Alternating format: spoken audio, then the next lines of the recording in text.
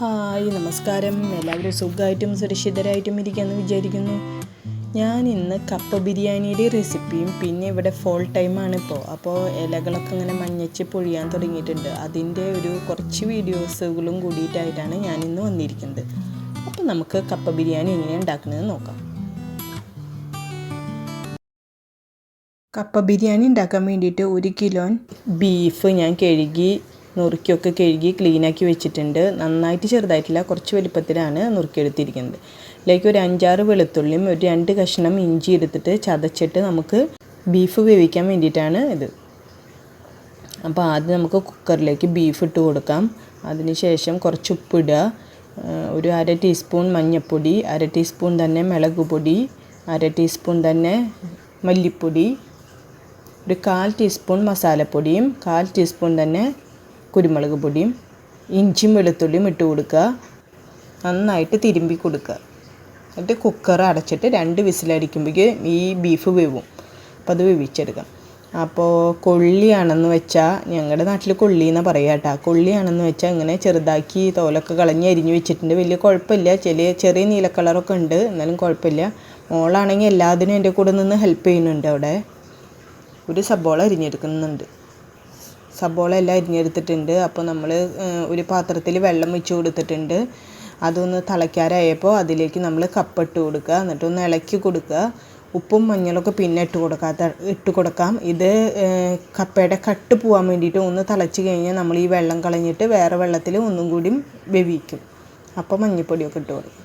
അപ്പോൾ അതവിടെ കിടന്ന് തിളയ്ക്കട്ടെ. അപ്പോഴേക്കും നമ്മുടെ ബീഫ് നോക്കിയപ്പോൾ ബീഫ് വെന്തിട്ടുണ്ട്, പക്ഷേ കുറേ വെള്ളം ഉണ്ടായിരുന്നു. അപ്പോൾ ഈ വെള്ളം ഒന്ന് വറ്റിച്ചെടുക്കാണ്ട് നമുക്ക് ഉണ്ടാക്കാൻ പറ്റില്ല. അപ്പോൾ വെള്ളം വറ്റിച്ചെടുക്കുകയാണ്. അപ്പോൾ കപ്പയാണെങ്കിൽ തിളച്ചിട്ടുണ്ട്. അത് നമുക്ക് ഒരു അരിപ്പയിലേക്ക് ഒഴിച്ച് കൊടുക്കാം. കുറച്ച് വെള്ളം കൂടി എടുത്തിട്ട് വീണ്ടും അടുപ്പത്ത് കൊണ്ടുവയ്ക്കുകയാണ്.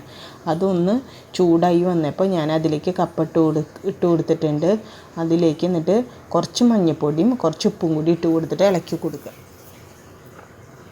ഇനി തിളയ്ക്കണത് ശ്രദ്ധിച്ചിരിക്കണം, അല്ലെന്ന് വെച്ച് കഴിഞ്ഞാൽ വേവ് കൂടിപ്പോവും. അപ്പോൾ ഒരു പാത്രം വെച്ച് കൊടുത്തിട്ടുണ്ട്. അതിലേക്ക് ഞാൻ വെളിച്ചെണ്ണ ഒഴിച്ച് കൊടുത്തിട്ടുണ്ട്. അതിൽ നേരത്തെ വലിയൊരു കഷ്ണം ഇഞ്ചിയും ഒരു 5-6 വെളുത്തുള്ളിയും കൂടിയിട്ട് ചതച്ച് വെച്ചിട്ടുണ്ടായിരുന്നു. അതും കൂടിയും അതിലേക്ക് ഇട്ട് കൊടുത്തിട്ടുണ്ട്. പിന്നെ സബോള, ഒരു 5-6 പച്ചമുളക്, അതും കൂടിയും അതിലേക്ക് മൂത്ത് വരുമ്പോൾ, ഇഞ്ചിയും വെളുത്തുള്ളിയും മൂത്ത് വരുമ്പോൾ നമുക്ക് സബോള ഇട്ട് കൊടുക്കാം. അതിൻ്റെ കൂടെ തന്നെ കുറച്ച് ഉപ്പും കൂടി ഇട്ട് കൊടുത്തിട്ട് വഴറ്റി കൊടുക്കാം. അപ്പോൾ ഈ കപ്പ ഒന്നും കൂടി നന്നായിട്ട് തിളച്ചിട്ടുണ്ടായിരുന്നു. അപ്പോൾ ഞാനത് രണ്ടാമത്തെ പടവ് തിളപ്പിക്കുമ്പോൾ പെട്ടെന്ന് തന്നെ അത് വേവും. അപ്പോൾ ഒന്ന് തിളയ്ക്കുമ്പോഴേക്കും നമ്മളത് വറുത്ത് വെക്കണം. സബോള വഴണ്ട് വന്നിട്ടുണ്ട്. അപ്പോൾ കുറച്ച് മഞ്ഞൾപ്പൊടി ഇട്ടിട്ട് ഇളക്കി കൊടുക്കുകയാണ്. മഞ്ഞൾപ്പൊടി മൂത്തതിന് ശേഷം നമുക്ക് മല്ലിപ്പൊടി 2 ടേബിൾ സ്പൂൺ മല്ലിപ്പൊടി ഇട്ട് കൊടുക്കാം. മല്ലിപ്പൊടിയും ഒന്ന് ഇളക്കി കൊടുക്കാം. മല്ലിപ്പൊടി ഒന്ന് മൂത്ത് കഴിഞ്ഞാൽ നമുക്ക് മുളക് പൊടി ഇട്ട് കൊടുക്കാം.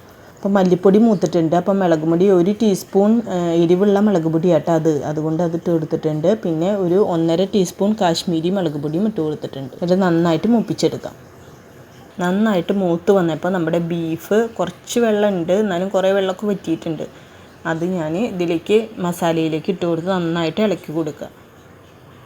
ഇളക്കി കൊടുത്ത് ഒന്ന് ചെറുതായിട്ടൊന്ന് മസാലയൊക്കെ അതുമൊന്ന് പിടിക്കാൻ വേണ്ടിയിട്ട് ഒന്ന് കുറച്ച് നേരം തീ കുറച്ച് വയ്ക്കും. തീയൊക്കെ കുറച്ച് മസാലയൊക്കെ നന്നായിട്ട് പിടിച്ച് വന്നിട്ടുണ്ട്. അപ്പം നമ്മുടെ കപ്പ അതിലേക്ക് ഇട്ട് കൊടുക്കാം. ഞാൻ ആദ്യം പകുതി ഇട്ട് കൊടുക്കുകയാണ്. പകുതി ഇട്ട് കൊടുത്ത് ഇളക്കി കൊടുത്തതിന് ശേഷം നമുക്ക് ബാക്കി ഇട്ട് കൊടുക്കാം. അപ്പോൾ മോനാണെങ്കിൽ വന്ന് അതെടുത്ത് കഴിക്കുന്നുണ്ട്. ഇങ്ങനെ ഉണ്ടാക്കാൻ ഇത്തിരി കുറവാണ്. അപ്പോൾ കപ്പ കണ്ടപ്പോൾ അവനെ അത് കഴിച്ചു നോക്കിയപ്പോൾ അവന് ഭയങ്കര ഇഷ്ടമായി. അപ്പോൾ ഞാൻ അതിൽ കുറച്ചും കൂടി ഇട്ട് കൊടുക്കുകയാണ്. ബാക്കി അവർക്ക് കുറച്ച് കഴിക്കാൻ വേണമെന്ന് പറഞ്ഞിട്ടുണ്ടായിരുന്നു. അപ്പോൾ ഞാൻ കുറച്ചും കൂടി ഇട്ട് കൊടുത്തിട്ട് ബാക്കി അവർക്ക് കഴിക്കാൻ വേണ്ടിയിട്ട് കൊടുക്കുകയാണ്. അപ്പോൾ അതും കൂടി ഇട്ട് കൊടുത്തിട്ട് നന്നായിട്ട് ഇളക്കി കൊടുക്കുക. അപ്പോൾ ലാസ്റ്റായിട്ട് നമുക്ക് അതിലേക്ക് 1/2 ടേബിൾ സ്പൂൺ കുരുമുളക് പൊടിയും 1/4 ടീസ്പൂൺ മസാലപ്പൊടിയും കൂടി ഇട്ട് കൊടുത്തിട്ട് നന്നായിട്ട് ഇളക്കി കൊടുക്കുക. എരിവിനനുസരിച്ച് കുരുമുളക് പൊടി ഇടാം. ഇനി എരിവ് കുറച്ചും കൂടി വേണമെന്നുണ്ടെങ്കിൽ കുറച്ചും കൂടി കുരുമുളക് പൊടിയും കൂടി ഇടാം. ഞാനിവിടെ കുട്ടികൾക്കൊക്കെ എരിവ് കൂടി കഴിഞ്ഞാൽ കഴിക്കില്ല, അതുകൊണ്ടാണ് ഞാൻ അത്ര ഇട്ടിരിക്കുന്നത്. അപ്പോൾ നമ്മുടെ കപ്പ ബിരിയാണി റെഡി ആയിട്ടുണ്ട്. അപ്പം ഞാൻ ഇതിലേക്ക് ചപ്പാത്തി ഉണ്ടാക്കാമെന്ന് വിചാരിച്ചിട്ട് ചപ്പാത്തിക്ക് വേണ്ടിയിട്ട് മാവ് കുഴച്ച് വെച്ചിട്ടുണ്ടായിരുന്നു. കുട്ടികളാണെങ്കിൽ പിള്ളേർ ചിലപ്പോൾ കഴിക്കില്ല അത് മാത്രം. അപ്പോൾ എന്തായാലും കുറച്ച് ചപ്പാത്തി ഉണ്ടാക്കാമെന്ന് വിചാരിച്ചു. അപ്പോൾ ഞാൻ മടക്ക് ചപ്പാത്തി ഉണ്ടാക്കാമെന്ന് വിചാരിക്കുന്നത്. അപ്പോൾ ഞാൻ ചപ്പാത്തി പരത്തി എടുത്തിട്ടുണ്ട്. അതിലേക്ക് കുറച്ച് നെയ്യും ഓയിലും കൂടിയിട്ട് ഒഴിച്ച് വെച്ചെടുക്കുന്നതാട്ടോ അത് രണ്ടും കൂടി മിക്സ് ചെയ്ത് വെച്ചെടുക്കുന്നതാണ്. അപ്പോൾ അതൊന്ന് പുരട്ടി കൊടുക്കുക. അതിന് ശേഷം അതിന് മേലെ കുറച്ച് ഗോതമ്പ് പൊടി തന്നെ ഇട്ട് കൊടുക്കുക. എന്നിട്ട് അതൊന്ന് മടക്കി കൊടുക്കുക. രണ്ട് സൈഡിലേക്കും മടക്കിയിട്ട് ഇതേപോലെ മടക്കുക. അതിന് ശേഷം നന്നായിട്ട് പരത്തിയെടുക്കുക. സ്ക്വയറിൽ തന്നെ പരത്തിയെടുക്കാം. അപ്പോൾ നന്നായിട്ട് നേരം വൈകിയിട്ടുണ്ട്. ഞാൻ എഡിറ്റിംഗ് ഉണ്ടായിരുന്നു, അതൊക്കെ കഴിഞ്ഞ് വന്നപ്പോൾ 5 മണിക്കാണ് ഞാനിപ്പോൾ ഇത് ഉണ്ടാക്കാൻ നിൽക്കുന്നത്. സച്ചേട്ടനാണെങ്കിൽ 7 മണിക്ക് വീട്ടിലെത്തും ചെയ്യും. അപ്പോൾ തിരക്കിൽ ചെയ്തുകൊണ്ടിരിക്കുകയാണ്. അപ്പോൾ മോനാണെങ്കിൽ എല്ലാ ചപ്പാത്തിയും ചുട്ട് തരാൻ മോനും വന്നു. മോനാണ് എല്ലാ ചപ്പാത്തിയും ചുട്ട് തന്നത്. അപ്പോൾ ഞങ്ങളങ്ങനെ ഞാൻ സ്പീഡിൽ പരത്തുന്നു. മോൻ അവിടെ ചപ്പാത്തി ചുട്ടുകൊണ്ടിരിക്കുന്നു. എല്ലാത്തിനും ഹെൽപ്പ് ചെയ്യാനൊക്കെ നല്ല ഇൻട്രസ്റ്റ് ആയിട്ട് ആൾക്ക്. അങ്ങനത്തെ കാര്യങ്ങൾക്കൊക്കെ അവൻ വരും. ചിലപ്പോൾ ഞാൻ എന്തെങ്കിലും ചെയ്തുകൊണ്ടിരിക്കുകയാണെങ്കിൽ വന്നിട്ട് ചോദിക്കും, ഞാൻ ഹെൽപ്പ് ചെയ്യാനാണെന്ന് ചോദിക്കും ചിലപ്പോൾ. ഇപ്പം ഇന്ന് ഞാൻ വിളിച്ചതാണ്. ഇന്നിപ്പോൾ നേരം വൈകിയപ്പോൾ ഇനി ഒപ്പം വേഗം എനിക്ക് ചെയ്യാമല്ലോ എന്ന് വിചാരിച്ച് ഞാൻ വിളിച്ചതാണ്. ചെറുതായിട്ട് അങ്ങനെ നെയ്യും കൂടി ഒന്ന് പരട്ടി കൊടുക്കുക കേട്ടോ. പരട്ടി കൊടുക്കുമ്പോൾ അത് അവനാണെങ്കിൽ നന്നായി മുരിച്ചെടുക്കാൻ ഇഷ്ടമല്ല. അത് കാരണം കൊണ്ട് അവൻ ഈ മടക്ക് ചപ്പാത്തി ആണെങ്കിൽ മുരിച്ചെടുക്കണം, എന്നാലാണ് ടേസ്റ്റ്. അപ്പം ഞങ്ങളങ്ങനെ ഭക്ഷണം കഴിക്കാൻ വേണ്ടിയിരുന്നു. അപ്പോൾ കുട്ടികളാണെങ്കിൽ അച്ഛൻ ജോലി കഴിഞ്ഞ് വന്നപ്പോൾ അന്നുണ്ടായ വിശേഷങ്ങൾ മൊത്തം ഞങ്ങൾ ഈ ടേബിളുമ്മലാണ് എല്ലാ കാര്യങ്ങളും ഇരുന്ന് പറയുക. അപ്പോൾ കുട്ടികൾക്ക് പറയുക സ്കൂളിലെ വിശേഷങ്ങൾ, 3 പേരുടെ സ്കൂളിലെ വിശേഷങ്ങൾ പറയും, എല്ലാം പറയും.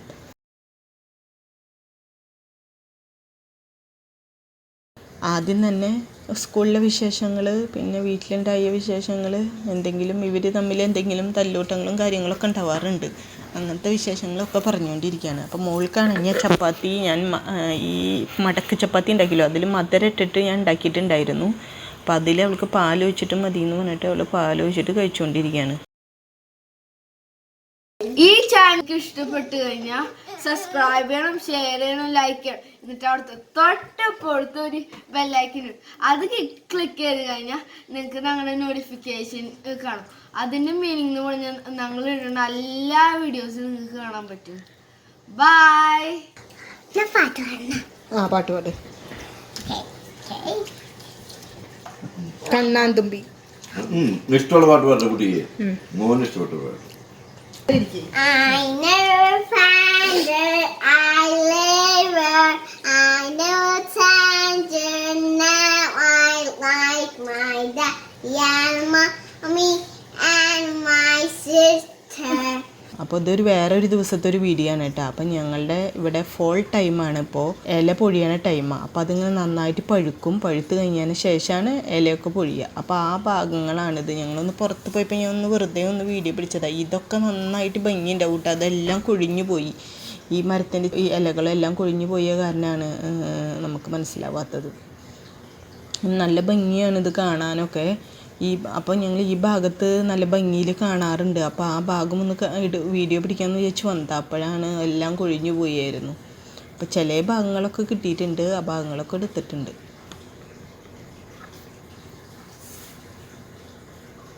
അപ്പം ഞങ്ങൾക്കാണെങ്കിൽ ഇതൊരു ഡൗൺ ടൗൺ ആണ് ഈ ഭാഗം. അപ്പോൾ ഇവിടെ തിരക്കുള്ള ഒരു ബിസി ആയിട്ടുള്ള ഒരു ഏരിയ ആണിത്. അപ്പോൾ ഇവിടെയാണെങ്കിൽ ഞങ്ങൾ കയറിയപ്പോൾ ഞങ്ങൾക്ക് വഴി തെറ്റി. അതാണ് ഈ കിടന്ന് വട്ടം തിരിയാനതിൻ്റെ കാര്യം. അപ്പോൾ ഞാനാണെങ്കിൽ പണ്ട് നാട്ടിൽ നിന്ന് വന്ന ടൈമിൽ ഇങ്ങനെ ഒരു ജനുവരി ടൈമിലാണ് ഞങ്ങൾ വന്നത്. ഞങ്ങൾ വന്നപ്പോൾ സച്ചേട്ടൻ ആദ്യം ഇവിടെ ഉണ്ടായിരുന്നു. ഞാനും കുട്ടികളും വന്നത് ജനുവരി ടൈമിലാണ്. അപ്പോൾ ആ ടൈമിൽ വന്നപ്പോൾ ഞങ്ങൾ അപ്പാർട്ട്മെൻറ്റിലാണെന്ന് വെച്ചാൽ നേരെ ഞങ്ങളുടെ മുന്നിൽ തന്നെ ഒരു മരം നിൽക്കുന്നുണ്ട്.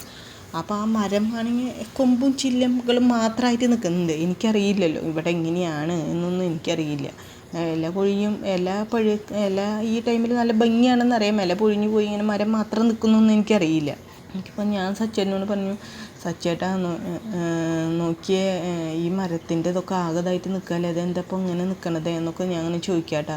അപ്പോൾ സച്ചേട്ടൻ പറയാം, അതൊക്കെ ഇല കൊഴിഞ്ഞു പോയതാണ്. ഇനി വിൻ്റർ കഴിഞ്ഞ് സമ്മർ ആകുമ്പോൾ എല്ലാ ഇലകളും വരും, പിന്നെ ഫോൾ ടൈമിൽ എല്ലാം കൊഴിഞ്ഞു പോകുന്നു. അപ്പോൾ എനിക്കതൊരു അതിശയമായിട്ടാണ് തോന്നിയത്.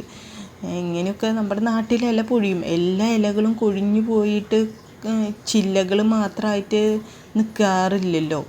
അങ്ങനെ കേട്ടപ്പോൾ എനിക്ക് ഭയങ്കര അതിശയമായിട്ട് തോന്നിയത്. അപ്പോൾ അവിടെ നിറച്ച് ഇലകളൊക്കെ ഉണ്ടായിരുന്നു. പല സ്ഥലങ്ങളിൽ നമ്മൾ വന്ന സമയം റെഡി ആയില്ല, ഇലകളൊക്കെ പൊഴിഞ്ഞു പോകാൻ തുടങ്ങി. എല്ലാം പിന്നെ പലതും പല ടൈമിലല്ലേ പഴുക്കണത്. അപ്പോൾ ഇലകളൊക്കെ പകുതിയൊക്കെ ഒഴിഞ്ഞു പോയി. ഈ സീനൊക്കെ നമ്മൾ ഒന്നും കൂടി നല്ല ഭംഗിയുണ്ടായിയാണ്. കുറച്ച് ദിവസം കൂടി ഇപ്പോൾ ഇവിടെയൊക്കെ കുറച്ച് ദിവസം കൂടി കഴിഞ്ഞ് വന്നു കഴിഞ്ഞാൽ ഒന്നുകൂടി നന്നായിട്ട് ഭംഗിയുണ്ടായിയാണ്.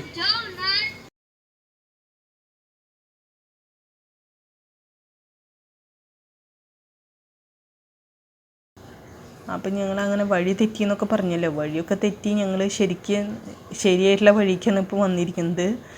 അങ്ങനെ ഞങ്ങളൊരു ടണലിൻ്റെ ഉള്ളിൽ കൂടെ പോവാണ്.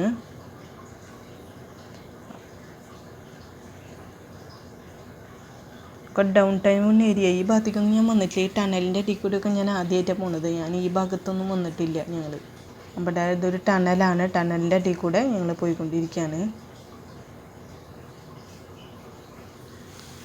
നമ്മളിവിടേക്ക് അങ്ങനെ വരാറില്ല.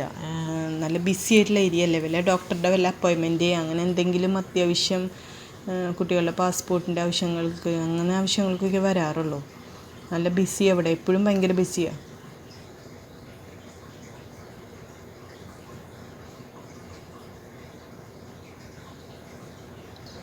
ഈ ഡൗൺ ടൗൺ ഏരിയയിൽ മാത്രം ഇത്ര വലിയ ബിൽഡിങ്ങുകൾ ഈ ഭാഗത്തുള്ളൂ. നമ്മുടെ ഈ എഡ്മണ്ടൻ ഭാഗത്ത് ഡൗൺ ടൗൺ ഏരിയയിൽ മാത്രമാണ് ഇത്ര വലിയ ബിൽഡിങ്ങുകളുള്ളൂ. അവിടെയൊന്നും ബിൽഡിങ്ങുകളില്ല. അപ്പം ഞാൻ വിചാരിച്ച ഇവിടെ ബിൽഡിങ്ങുകളൊന്നും ഇല്ല എന്നാണ് വിചാരിച്ചിരിക്കുന്നത്. ഡൗൺ ടൗണിൽ വന്നപ്പോഴാണ് ഇവിടെ ഇത്ര വലിയ ബിൽഡിങ്ങുകളൊക്കെ ഉണ്ട്.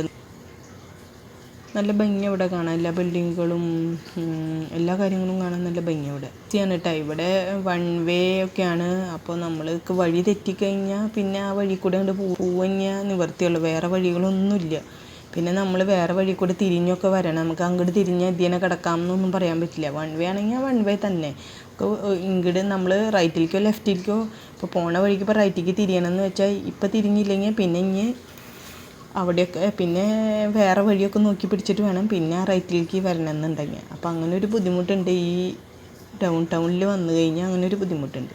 വഴി തെറ്റി കഴിഞ്ഞാൽ പിന്നെ നമ്മൾ പിന്നെ വീണ്ടും കുറേ തിരിഞ്ഞും വളഞ്ഞും ഒക്കെ വന്നിട്ട് വേണം പിന്നെ ശരിയായുള്ള വഴിയിലേക്ക് എത്തണം എന്നുണ്ടെങ്കിൽ.